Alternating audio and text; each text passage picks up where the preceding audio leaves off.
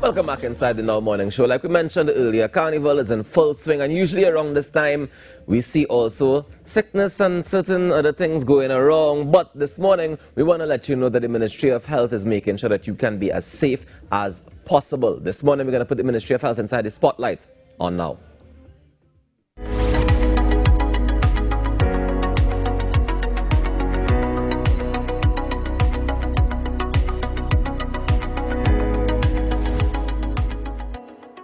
Now, the Ministry of Health has resumed its vaccination drive ahead of the carnival season, and they will be at various venues throughout the country administering the COVID-19 vaccines. Joining us to talk more about this morning is General Manager Nursing at the Northwest Regional Health Authority, Nurse Sherma Alexander Campbell. Ms. Campbell, good morning. How are you? Good morning. I'm fine, thank you. Now, we resumed on Friday. How long is it going to run this time around? Also, tell us some of the venues that the ministry will be available at. All right. So we are looking at, the Ministry of Health is looking at, as you said, relaunching the COVID-19 vaccination drive, including influenza. Yeah. So it's really about bringing out making it more accessible to individuals, and they're really looking between now and the first weekend before Carnival, which is the 3rd and 4th of February. So it's every Friday and Saturday at various venues throughout the country, really trying to encourage our citizenry to come out and get their COVID-19 vaccination and the influenza.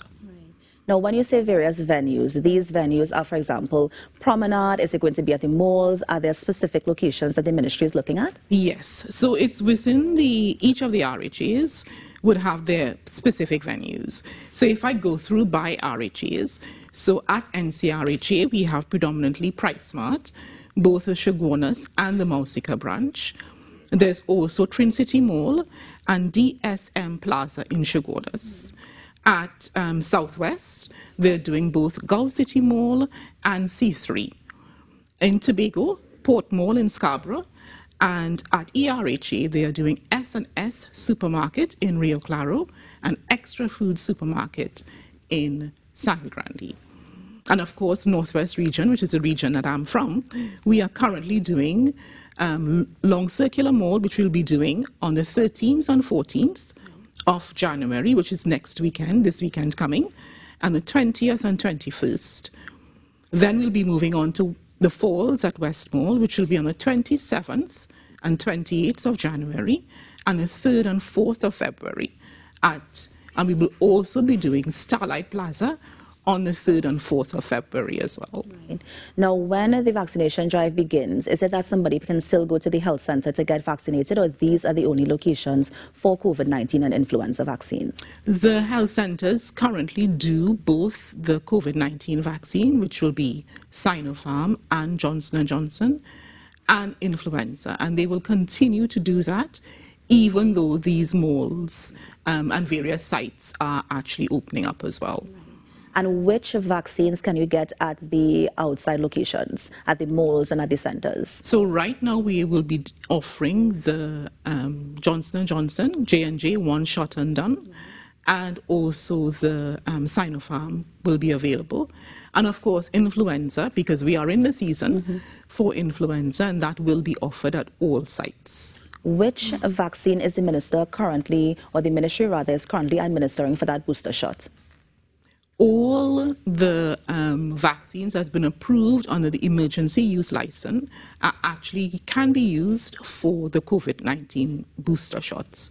So both Sinopharm and J&J, regardless of what vaccination you've had in the past, both of those can be given as booster shots. Right.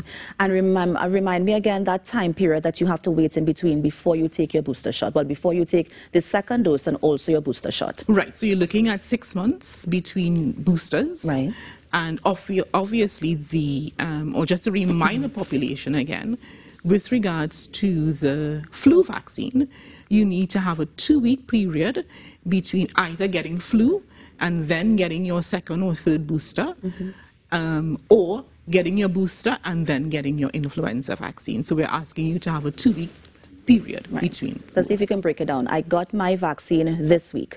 When can I get my second shot, and then can I take my influenza at that same time? Right. So there needs to be a 2-week period Right. between influenza and any of the COVID vaccines. So if I wait 2 weeks to get my second shot, I have to wait another 2 weeks before get influenza. Right. Between your COVID Yes. booster Yes. must be 6 months. Right, And good. then 2 weeks between your COVID and your influenza. And influenza. Yes. The influenza, because I know when we were in the throes of COVID, there were so many side effects that people were experiencing, pain at the injection site, that sort of thing. Are you going to experience any sort of effects with the influenza vaccine?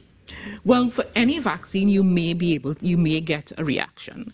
And that goes from childhood vaccinations up to adult vaccinations, where there may be localized reaction. There may be redness at the arm. For the first couple of days, there may be a feeling of heaviness. There might even be some warm sensation to touch, but that's all the body's reaction to actually having a vaccine.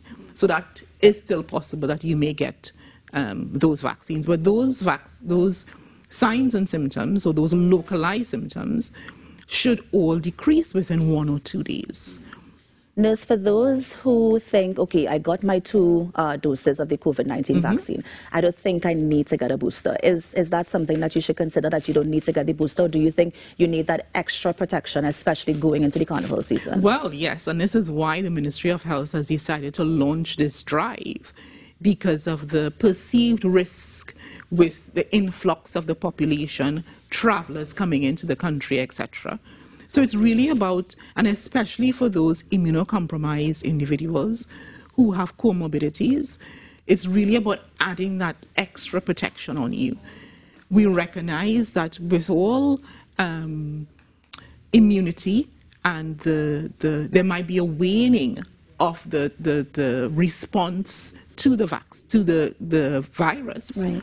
if contracted. So you may have had your first dose, second dose booster some time ago, but your immunity to that may wane. So where there's this now increased risk, we are suggesting, the Ministry of Health is really suggesting to the population that you go out there and get this additional booster, just to make sure, and obviously to increase your risk. If you contract it, that your symptoms would be mild, your hospitalization will be less, and of course, your death rate will be less. But then, Miss, it begs the question of how many boosters do I take? Because if you have your 2 doses and then you took a booster, let's say 6 months after, you're going to take another booster 6 months after. And then is that going to be the trend? Every 6 months you have to get a booster against this thing?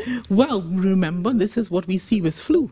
Right now, we do flu every year because the virus changes, the virus mutates.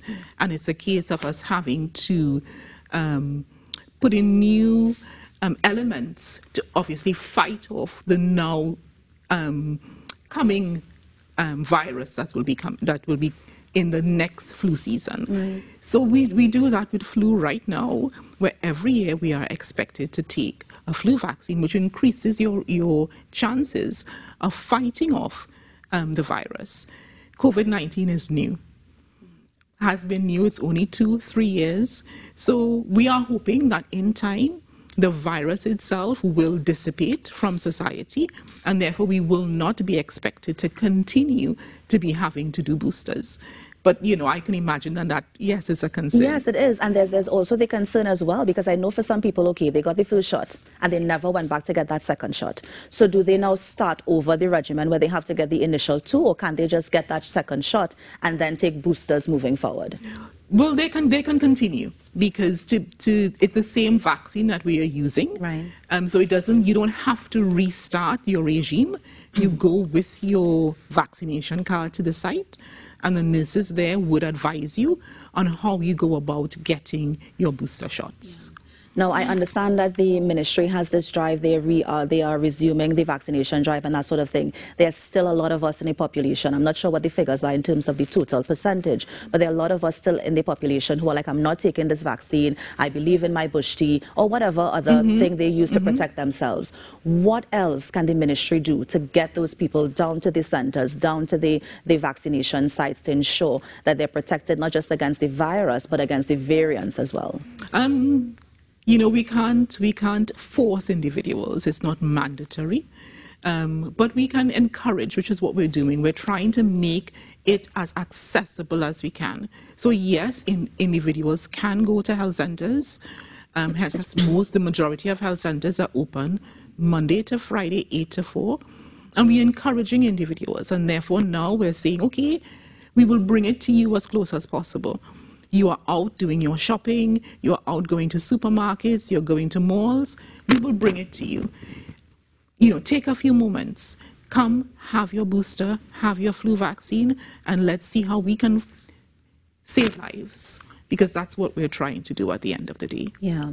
Nurse, is the ministry also going to be addressing those serious concerns? Like I know that a few years ago, or last year and year before, there would have been people who would have presented with a lot of adverse reactions, not just the rash, but something more serious. And so people are concerned about that. And I don't remember if it is the ministry would have put a public education program in place in terms of dealing with those really, really adverse effects. Is that going to happen this time around? Well, I think that that's always available because the health centers are there, that individuals who believe that they may be having, or that their child or their loved one may be having a reaction, can always visit the health centers that are accessible locally in your area. The doctors are there, the nurses are there, that you can go and have that consultation. And if they decide that this is something that needs to be looked into, then the referrals can also be made to secondary care, which are the major hospitals where there will be specialists that can actually talk you through and explain to you what you're seeing, and obviously do further investigations if needed. And the vaccination drive that's going on, is it only for adults? Because I know we had that dose of the pediatric vaccines, and then we also have the dose for the teenagers as well. So is it that the entire family can get vaccinated, or only a certain group at this time? So if that's for the COVID vaccine, it's only adults that can be 18 and over that can have their booster shot right now. And if you're looking at the influenza, then that is from 6 months and up that can access the influenza vaccine. But for the COVID vaccine, it will be for adults only. And for the pediatric vaccines, is it that parents can go to the health centers if they choose, or how will that one work? For COVID, yes, for COVID. Unfortunately for COVID, we no longer have the pediatric vaccines available in country. Okay. So those that did have it and did have made use of it, then yes. But unfortunately, we no longer have doses of the pediatric vaccines. Well, I mean, Ms. Alexander, thanks so much for coming in. I mean, anything else you want to tell the public to get us down there to vaccinate against the COVID-19 virus? Well, again, we want to make sure that individuals come out, get their vaccines, because remember, it's not just you that you're protecting. We may have loved ones at home who are immunocompromised, are elderly, and really at risk. So you're protecting yourself, but more importantly, you're protecting your loved ones, your grandmother, your sick aunt, your sick father, your sick mother. So come out, get your vaccines. We are coming out to you. We're making it as accessible as possible. And also we're actually going into companies who have a population of staff that want us to come out. We are also doing that as well. Nurse, you just raised an important point. The elderly who are in the homes, will the ministry also be going into the homes to administer that vaccine, or is that still an authority thing where they need to get permission from the parents and the guardians? For the elderly care homes, we are going in. Okay, yes, good. yes. Yeah. As long as the person can give consent, we can do that. Right. And if not, we can link with family members to do that, so we can go in and ensure that that population is vaccinated. Well, that's it for me. Thank you so much. Thank you very much for having me. And that was Nurse Sherma Alexander Campbell. Of course, she is the General Manager Nursing at the Northwest Regional Health Authority. You're on the Now Morning Show. We're going to take a break and be right back. Stay with us.